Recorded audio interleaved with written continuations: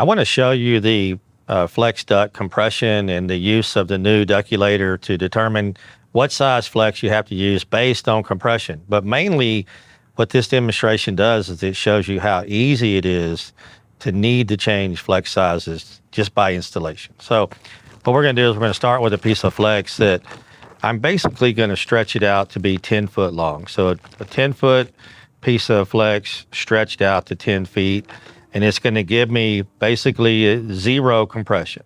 So at zero compression, I could use the ductulator steel duct window. Now, if I move it and I let it compress or spring back just a few inches from 10 feet to 9.6 feet, now this same piece of flex is 4% compressed. So instead of being 6, this would have to be a 7.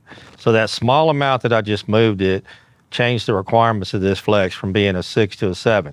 If I go a little more and I go to what would be the equivalent of 8.5 feet, now we've become 15% compressed. So the 7, now it goes from being from a 6 to a 7 to an 8. So because of this very small amount of compression, still I have to use a bigger duct. So this would be an 8. Now finally, to put it in perspective of what most houses are seeing, which is 30% compressed.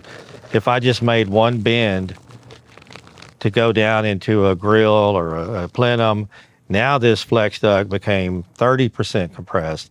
At 30% compressed, it needs to be a 9-inch duct. So this is the problem we're having in our industry, is we have all of our flex duct is basically size as if it's steel, but it actually needs to be at least 3 sizes bigger.